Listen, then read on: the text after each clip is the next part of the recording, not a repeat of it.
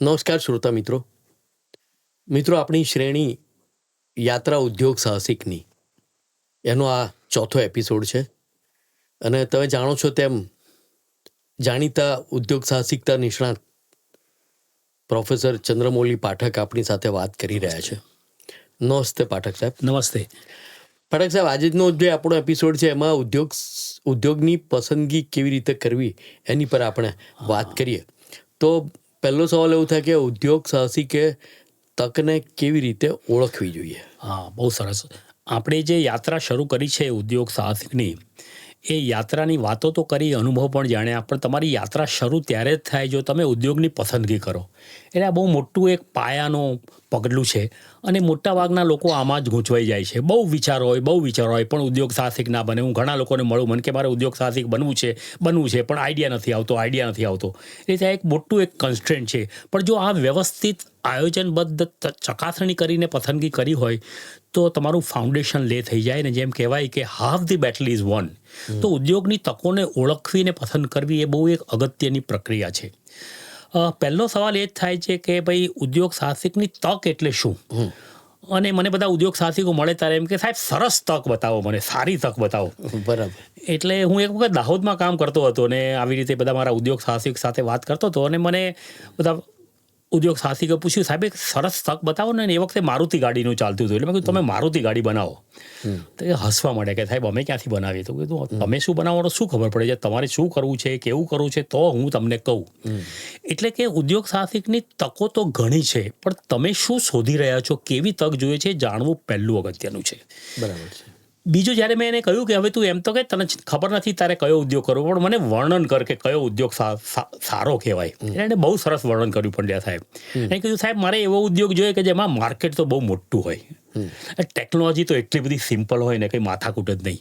સાહેબ રોકાણ તો બહુ જોઈએ જ નહીં, કારીગરોની માથાકૂટ ના જોઈએ, સરકારના કોઈ કાયદા નડવા ના જોઈએ, અને ઓર્ડરો સામેથી આવે ને પ્રોફિટ તો 30-40% જોઈએ. પછી મારે શું કહેવું પડે કે આવો આખો લાડવો ખાવો એવી કોઈ તક તો છે જ નહીં. એટલે તકમાં એવું છે, જો તમે બહુ સારું માર્કેટ જોવા જાઓ તો એમાં કદાચ એવું બને કે ટેકનોલોજી અને ઇનોવેશનની જરૂર પડે. જો ઓછા રોકાણવાળું કરો તો એમાં બહુ હરીફાઈ આવી જાય. જે માર્કેટ પણ સારું હોય, પ્રોજેક્ટ પણ સારો હોય તો કદાચ શક્ય બને કે બહુ રોકાણ કરવું પડે. બધું સારું હોય તો કોઈ સરકારના નિયમો આડા આવતા હોય. એટલે તકની પસંદગી છે ને કોઈ એક વસ્તુ પર નથી થતી, ઘણા બધા પરિબળોને આધારે. તક એક પ્રોડક્ટ છે, પણ એને સફળ કરવા માટેના જે પરિબળો છે ને એ સમજવા પડે. બરાબર છે. બીજી બીજી વસ્તુ એ છે કે તક અને વ્યવસાયને 3 પ્રકારમાં વહેંચી શકાય. એટલે તમારે કેવો ઉદ્યોગ પસંદ કરવો છે, એ કયો એમ નહીં પણ કયા પ્રકારનો એ તો તમારે જાણવું જ જોઈએ. એમાં એક સરળમાં સરળ પ્રકાર છે જે મોટાભાગના ઉદ્યોગ સાહસિકો જ્યારે અનુભવ ના હોય એને હું રેકમેન્ડ કરું તો એને કહેવાય ટ્રેડિંગ, વેપાર. અહીંયાથી કપડાં લઈને ત્યાં વેચી દેવા. બીજો વ્યવસાય છે સેવા પ્રકારનો, એટલે તમે કોઈ ઓટોમોબાઈલ ગેરેજ કરો, સેવા કરો. અને ત્રીજો પ્રકાર છે ઉત્પાદનનો. આ ત્રણેયમાં એની ચેલેન્જ રહી છે. તમે જાણતા હશો એમ આજે તો આપણા ભારતની જીડીપીમાં સૌથી વધારે ફાળો તો સેવા પ્રકારના ઉદ્યોગનો જ છે. આઈટી સેવા, બેન્કિંગ સેવા, એટલે બધી જગ્યાએ તકો રહેલી છે. હું મારા શ્રોતાજનોને અને ઉદ્યોગ સાહસિકોને એ પ્રશ્ન પૂછું કે તમે મને એવી 2-5 પ્રોડક્ટ કહી શકો છો કે જેનું માર્કેટ જ નથી ઇન્ડિયામાં? આપણા દેશમાં બધું વેચાય છે. મુંબઈમાં ગટરનું પાણી ભરીને ગંગાજળ તરીકે વેચે છે. એટલે એક જગ્યાએ ઉદ્યોગ સાહસિકની આવડત, પણ છતાં તકોને આપણે જોઈએ તો દરેક તકમાં 3 પ્રકાર આવી જાય છે. હું એક દાખલો આપીને સમજાવું કે તમને વિચાર થાય કે મારે ફૂડનું કામ કરવું છે, અત્યારે ખાવા પીવાનો શોખ બહુ છે, તો હવે એમાં તમે ખાલી વેપાર જ કરી શકો, ક્યાંકથી લઈને ફૂડ વેચી જ જાઓ, ડિલિવરી આપી દો, બરાબર. કોઈકનો તૈયાર માલ ટિફિન સર્વિસ પ્રોવાઈડ કરો. જો તમારે ઉત્પાદન કરવું હોય તો તમે નવી નવી વસ્તુ બનાવો, હાઇજેનિક ફૂડ બનાવો, ઓર્ગેનિક ફૂડ બનાવો, તમે નવી પ્રકારની આઈટમ પરોઠામાં તમે કંઈ મૂકીને એને રેપ કરીને બનાવો. અને જો તમારે સેવા આપવી હોય તો તમે કિચન સર્વિસીસ આપો, રસોયા આપો. અત્યારે રસોયાની, કિચનની કેટલી સર્વિસ. એટલે કોઈ પણ એક પ્રકારના ગાર્મેન્ટ લો, કોઈ પણમાં 3 પ્રકારની તકો રહેલી જ છે. હવે આમાંથી તમારે કઈ તકો શોધવી, કઈ રીતે જોવી, એની આપણે ચોક્કસ વાત કરીશું, કારણ કે તમારા મગજમાં એ જ હશે કે હવે આગળ શું કરવું. બરાબર છે. મિત્રો, આપણને પાઠક સાહેબ ખૂબ સરસ રીતે ઉદ્યોગ સાહસિક કેવી રીતે પસંદગી કરવી જોઈએ એના ઉદ્યોગની એની વાત કરી રહ્યા છે. આ પસંદગીમાં કોઈ એટલે ઉદ્યોગની પસંદગીમાં સંસ્થા કે વ્યક્તિઓની મદદ મળી શકે? હા, ચોક્કસ મળી શકે અને બહુ જ જરૂરી છે. સામાન્ય રીતે એવું બને કે જે વ્યક્તિને પોતાનો ઉદ્યોગનો આઈડિયા આવે ને, બધા મારા આઈડિયા એમ કર્યા કરે, અને અમે જ્યારે મળીએ ને ત્યારે, અને તમારે પણ શ્રોતાજનો, તમારા મગજમાં રોજના 10 આઈડિયા આવતા હશે કે આજે હું આ કરી નાખું, આજે આ કરી નાખું. તો આઈડિયા એ અગત્યનો નથી, પણ આઈડિયા કોને આધારે ને ક્યાંથી મળશે ને કોના સલાહ સૂચનથી અને કઈ સંસ્થાઓ દ્વારા મળશે એ જાણવું જરૂરી છે. તો જે આ સંસ્થાનો અને મદદનો પ્રશ્ન છે એને આપણે 3 ભાગમાં વહેંચીને જોઈએ કે એક તો એવા વ્યક્તિ છે જે તમને મદદ કરી શકે. એ વ્યક્તિ કયા હોઈ શકે? ઉદ્યોગ સાહસિક હોઈ શકે, વેપારી હોઈ શકે, સેલ્સમેન હોઈ શકે, રિટેલર હોઈ શકે. કારણ કે એવું કહેવાય કે retailer is A bundle of 1000 client. Salesman હોઈ શકે, વેચાણ હોય એવું કરી શકે, હોલસેલર હોઈ શકે. એટલે જુદી જુદી ટેકનિકલ નિષ્ણાતો હોઈ શકે, સંસ્થાના બેંકના મેનેજરોને આટલા બધા ઉદ્યોગનો અનુભવ હોય એ કરી શકે, વેપારીઓ કરી શકે. એટલે વ્યક્તિઓ પાસે જઈને તમે એમને મળી શકો છો. બરાબર. બીજી એક જે મદદ કરતી કેટેગરી છે એમાં સંસ્થાઓ આવે છે. સંસ્થાઓમાં સરકારની એવી સંસ્થાઓ છે જે તમને ગાર્મેન્ટ બધા માટે મળી શકે. ગાર્મેન્ટ રિલેટેડ એસોસિએશનમાં જાઓ, પેકેજિંગ રિલેટેડ એસોસિએશનમાં જાઓ, ટેકનોલોજીમાં એસોસિએશનમાં જાઓ, ઇન્ડસ્ટ્રી એસોસિએશનમાં જાઓ, પેકેજિંગ ઇન્ડસ્ટ્રી એસોસિએશનમાં જાઓ, જિલ્લા ઉદ્યોગ કેન્દ્રમાં જાઓ. એક સંસ્થા છે ઇન્ડસ્ટ્રીયલ એક્સટેન્શન બ્યુરો ગાંધીનગરમાં, જે તમને નવા ઉદ્યોગો દેશમાં કયા આવશે, પરદેશમાં કયા આવશે એને કહે છે. તમને એક્સપોર્ટ ઇમ્પોર્ટમાં રસ હોય તો એક્ઝિમ બેંક છે, એક્સપોર્ટ ઇમ્પોર્ટ કોર્પોરેશન છે, ત્યાંથી તમને મળે. અને ત્રીજું જે સૂત્ર છે એ પબ્લિકેશન, ન્યૂઝપેપર, અને ત્યાંથી પણ તમને મળે. એમાં જિલ્લા ઉદ્યોગ કેન્દ્ર કરીને એક સંસ્થા છે, એ લોકો આવા પ્રોજેક્ટ પ્રોફાઇલ બહાર પાડે છે.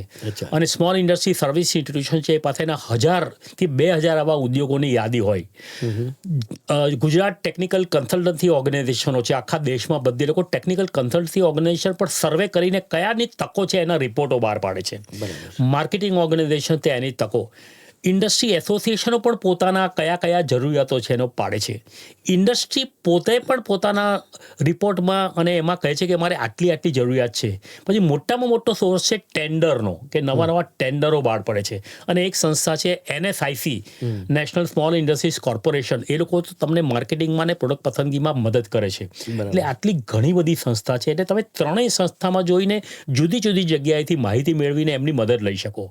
ત્યાર પછી જરૂર પડે એકવાર વિચાર આવ્યા પછી નિષ્ણાતોનો, ત્યારે એમાં મેન્ટર છે, અમારી જેવા એન્ટરપ્રિન્યોરશિપના એક્સપર્ટ છે, EDI ઇન્સ્ટિટ્યૂટ છે, આપણા LJ ઇન્સ્ટિટ્યૂટમાં છે, ટેકનિકલ એક્સપર્ટ હોય, એપ્લિકેશન એક્સપર્ટ હોય, એવા એક્સપર્ટ પાસે જઈને તમારે જોવું જોઈએ. એટલે મદદ કરનાર તો વિશાળ છે, પણ તમે ઉતાવળમાં લોકો પાસે જતા જ નથી અને તમારી જાતે જ નક્કી કરો છો. તો હું એવી સલાહ આપું કે તમારો મગજમાં જે આઈડિયા હોય ને 5-10 જણાને મળો અને પછી એને બરાબર વમળો, જુઓ અને પછી એને આગળ વધો. એટલે ખૂબ અભ્યાસ કરી અને પછી પોતાની પસંદગી એને નેરો ડાઉન કરી અને પછી તમે એના માટે. બિલકુલ સાચી વાત છે કે જેવો આઈડિયા આવ્યો એમ કે આંધળિયું કરીને કૂટી પડો એવું કર્યો તો એ આઈડિયા સાચો નથી. બરાબર છે. હવે સાહેબ, આપનો તો આટલો બહોળો અનુભવ છે, તમારી દ્રષ્ટિએ સારા ઉદ્યોગની વ્યાખ્યા તમે કેવી રીતે આપો? સારા ઉદ્યોગની વ્યાખ્યામાં 2 વસ્તુ મારે કહેવાની ઈચ્છા છે. એક તો બધા એમ કે સાહેબ સારો આઈડિયા આપો, પણ there is a difference between idea and business opportunity. જેટલા મગજમાં આઈડિયા આવે બધા બિઝનેસ ઓપોર્ચ્યુનિટી તરીકે ફેરવી ના શકાય. બરાબર. તો એનો ટેસ્ટ કયો કે ભાઈ આ બિઝનેસ ઓપોર્ચ્યુનિટી છે, એનો ટેસ્ટ કઈ રીતે કરવાનો? તો પહેલું તો એ કે આનું બજાર કેટલું છે.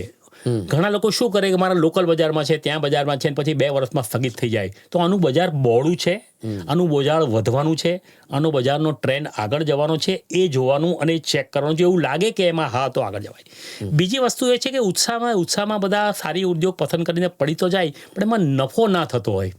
અને સામાન્ય રીતે ઉદ્યોગ સાહસિક શરૂ કરે ત્યારે નફા વિશે વિચારતો જ નથી, પછી મોટા ભાગનાને નફાનો જ પ્રોબ્લેમ થાય છે.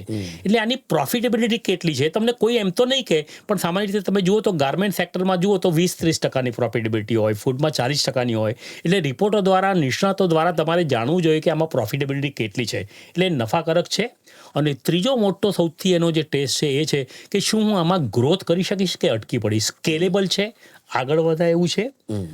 અને ચોથું એક અગત્યનું અમારા અનુભવ પરથી એવો જાણવા મળ્યું છે કે ઘણીવાર સરકારની નીતિ એવી હોય છે કે અમુક ઉદ્યોગને પ્રોત્સાહિત જ ના કરે. જેમ કે તમારો દારૂનો ઉદ્યોગ હોય, તમારે કચરો પેદા કરતો હોય, તમારે પોલ્યુશન પેદા કરતો હોય, માણસને નુકસાન કરતો હોય, એટલે તમારે જાણી લેવું જોઈએ કે અત્યારે સરકારની નીતિમાં કયા ઉદ્યોગોને પ્રોત્સાહન નથી. એવી જ રીતે બેન્કો પણ લોન આપતી વખતે એવા નિયમો કરતા હોય છે કે આ બહુ ઉદ્યોગો થઈ જાય એમાં તમને લોન નહીં મળે. એટલે બેંકનું પણ બેન ઉદ્યોગનું લિસ્ટ હોય કે આવા ઉદ્યોગોને અમે એન્કરેજ નહીં કરીએ.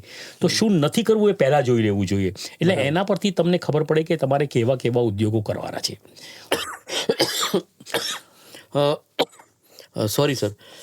સર તો અત્યારે ટ્રેન્ડિંગ જેને કહેવાય હા, એ ઉદ્યોગો કયા કયા છે? કારણ કે આપણે શોર્ટ લિસ્ટિંગ તો કર્યું ધીરે ધીરે કે આવી રીતે પસંદગી થઈ શકે. તો હવે આપણે શ્રોતા મિત્રોને એ પણ કહે કે ટ્રેન્ડિંગ ઉદ્યોગો કયા કયા છે? હવે ઉદ્યોગોની જે અત્યારની પરિસ્થિતિ છે એમાં તમે જુઓ તો મને ઉદ્યોગ સાહસિકો બધું પૂછતા હોય કે સાહેબ કયો ઉદ્યોગ કરો ને ક્યારે કરો. મેં કીધું અત્યારે સાચામાં સાચો ટાઈમ છે. અત્યારે એટલું બધું માર્કેટ છે. અને એક વસ્તુ મારે અહીંયા કહેવાની ઈચ્છા છે કે શરૂઆતનો એવો જમાનો હતો કે જ્યારે લોકો ઉદ્યોગ સાહસિક બને, પ્રોડક્ટ બનાવે ને સસ્તામાં સસ્તી વેચે. આજે આખો ટ્રેન્ડ બદલાઈ ગયો છે. લોકોને પૈસા ખર્ચવા છે, લક્ઝરી જોઈએ છે, સ્ટેટસ જોઈએ છે, ઇન્ડિવિજ્યુઆલિટી જોઈએ છે. એટલે લોકો હવે વધારે સારી વસ્તુ આપવા માટે ચાહે છે. એટલે તમે એવી વસ્તુ શોધો જ્યાં સ્ટેટસ હોય, જ્યાં જેમ કે આપણે દાખલા તરીકે ચા પીવા હું જાઉં છું ને તો બી એને કહું ભાઈ તું ₹2 વધારે જે પણ સરસ મજાનું આદુ ને આ નાખીને ચા બનાવી આવ. તો હવે એક ટ્રેન્ડ બદલાઈ ગયો છે. એટલે તમારે પહેલાં તો એ જોવું જોઈએ કે આ ટ્રેન્ડમાં હાયર ક્લાસના લોકો અને લોઅર ક્લાસ ને હાયર ક્લાસ બે છે. જેમ કે નિરમાએ ગરીબ લોકોનું બનાવ્યું હતું, પણ તમારે કેવા ક્લાસનું કામ કરવું છે. હવે અત્યારના ટ્રેન્ડમાં જોઈએ ને તો અત્યારે educational, agriculture, entertainment and energy, આ 4 સેક્ટર બહુ જ અગત્યના છે. એજ્યુકેશન સેક્ટર વધતું જાય છે, પણ એમાં ઘણી જ બધી જરૂરિયાત છે. Material, practical, software, financial technology, fintech, financial સેક્ટરમાં ઘણી બધી અત્યારે ઉભરતી તકો આવે છે. એક નવી તક જે અત્યારની આપણી સરકાર બહુ પ્રમોટ કરી રહી છે અને જે ખરેખર જરૂરી છે એ રીસાયકલ અને રીયુઝ. એટલે કે જે મટીરિયલ છે એને રીસાયકલ ને રીયુઝ કઈ રીતે કરવું. પ્લાસ્ટિકનું છે, પેપરનું છે, બિલ્ડિંગ મટીરિયલનું છે. હમણાં નિફ્ટમાં હું જઉં છું તો કપડાને ફરીવાર રીયુઝ કરીને ડિઝાઇન કેમ કરવા, બૂટ ચંપલને ફરીથી રીડિઝાઇન કરીને કેમ વેચવા. આ બધા રીયુઝ ને રીસાયકલની વાત આવે છે. ચોથી વસ્તુ છે કે તમારે ઉદ્યોગમાં આર્ટ, હેરિટેજ અને કલ્ચરનું અત્યારે બહુ ચાલે છે. એટલે લોકોને આર્ટિસ્ટિક વસ્તુ, મ્યુઝિક, આર્ટ, પેઇન્ટિંગ, એન્ટરટેનમેન્ટ, આ નવા સેક્ટર ખુલી રહ્યા છે. પહેલાં ઉત્પાદનનું જ વિચારતા હતા. તો હવે આ બધા સેક્ટરમાં પણ બહુ જરૂરી છે. અને છેલ્લું એક સેક્ટર અત્યારે જરૂરી છે જે health related, nutrition, health activities, yoga, gym, nutrition, food, આ બધા સેક્ટર એવા છે. એટલે ટૂંકમાં તમે જુઓ તો જે જીવન ધોરણ અને લોકોની જે જરૂરિયાતો છે ભવિષ્યમાં એમના ટ્રેન્ડ મુજબ બદલાતી ગઈ છે. સારા કપડાં પહેરવા, સારું ખાવું, સારી હેલ્થ રાખવી, સારું એન્ટરટેનમેન્ટ કરવું, બહુ ટુરિઝમ કરવું, બહુ આ બધા ટ્રેન્ડ જોઈને તમે એના પરથી તમારા ઉદ્યોગો પકડી લો ને તો બહુ સારા થાય. બરાબર છે.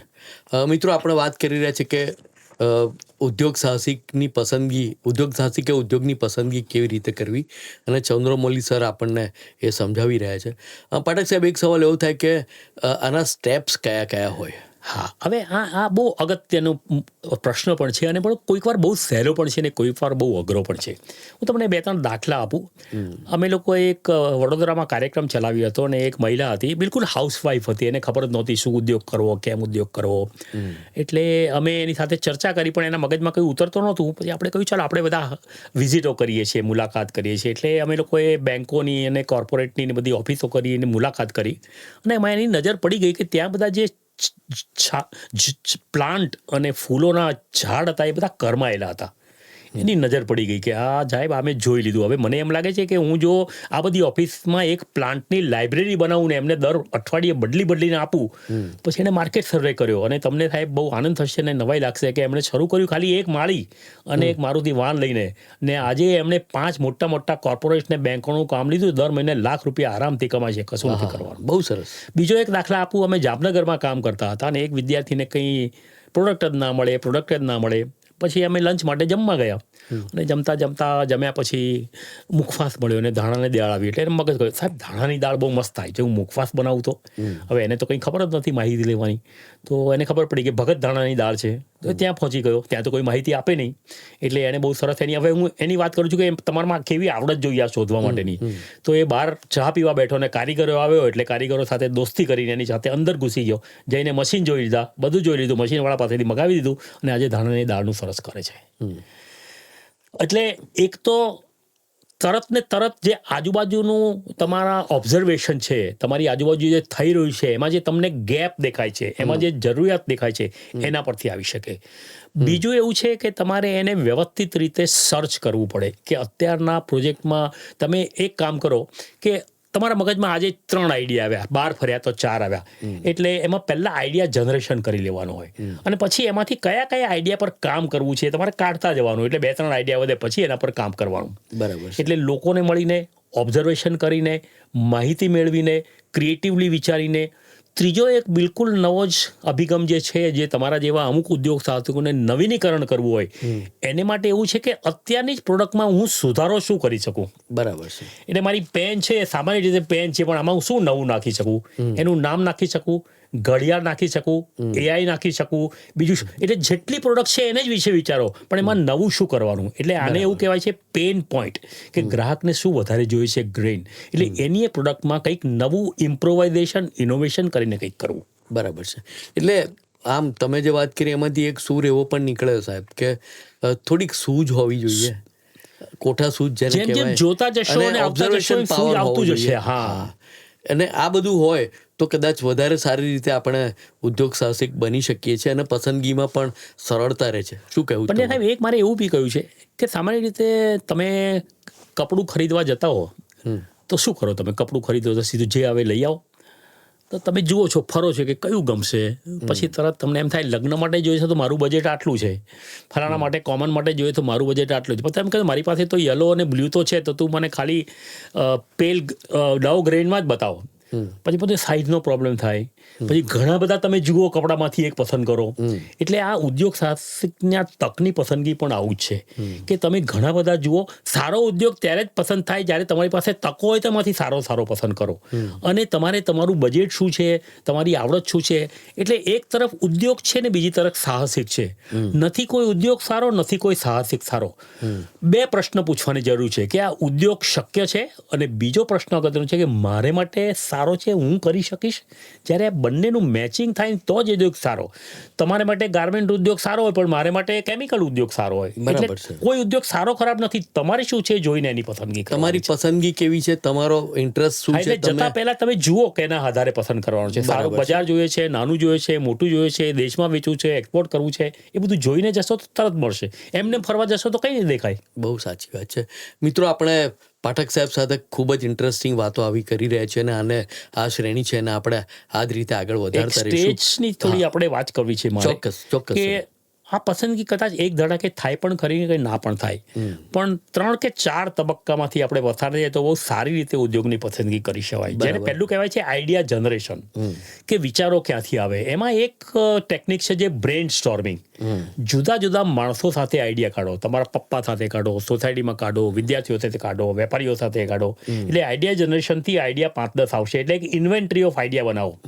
પછી એમાંથી સ્ક્રીનિંગ કરવાનું છે, એના આધારે મારે શું જોઈએ છે, મારે કેવું બજાર જોઈએ છે, મને આ ફાવશે કે નહીં. એટલે સ્ક્રીનિંગ થાય એટલે 10માંથી તમારે 3-4 આવી જાય, અને પછી 3-4ને તમારે ઇવેલ્યુએટ કરવાનું, માર્કેટની રીતે, રોકાણની રીતે, ટેકનોલોજીની રીતે, એની તપાસ કરો. અને પછી એમાંથી 1 કે 2 આવે એને તમારે વેલિડેટ કરવું પડે કે હવે આ ચાલશે. તો એને ટેકનિકલ ભાષામાં મિનિમમ વાયેબલ પ્રોડક્ટ, એક કઈ પ્રોડક્ટ માર્કેટમાં ચાલશે. અહીંયા એક મારે એ લોકોને ચેતવણી આપી છે કે સામાન્ય રીતે લોકો વિચારે બહુ મોટું માર્કેટ છે, પણ જ્યારે પડે ત્યારે ખબર પડે આવું માર્કેટ તો છે જ નહીં. એટલે ઉદ્યોગ સાહસિકોને ઓલવેઝ માર્કેટ સમજી લે. અને બીજું, લોકો પૈસાની પાછળ ગાંડા છે, તો એમાં એક એવું કહેવાય છે કે don't chase the money, chase the money, chase the market, the money will follow you. જો તમે માર્કેટને તરફ જોઈને એમાં પડશો તો પૈસા તમારી પાછળ જ છે. બરાબર છે. એટલે મિત્રો, પાઠક સાહેબ એમના અનુભવોને આપણી સાથે શેર કરી રહ્યા છે, અને આ જ રીતે આપણે આ અનુભવોને આગળ વધારીશું. દરેક એપિસોડમાં શ્રેણીના આપણે આ વાત કરતા રહીશું. અને તમારી પાસે કોઈ વિચારો હોય, તમારે આઈડિયા હોય, તમારે કોઈ નિષ્ણાતોને મળવું હોય, અમારી પાસે આવવું હોય તો you are most welcome. Yes. અને ઘણા આવા લિટરેચર મેં રિફર કર્યા. તમે લાઇબ્રેરીઓમાં જાઓ, ચેમ્બરોમાં જાઓ, ત્યાં તમને ઘણી બધી માહિતી મળશે. તો તમે ચાલો આ જર્ની શરૂ કરો ને તમારા ઉદ્યોગની તક શોધવા માંડો. Thank you very much sir. Thank you. નમસ્તે. નમસ્કાર.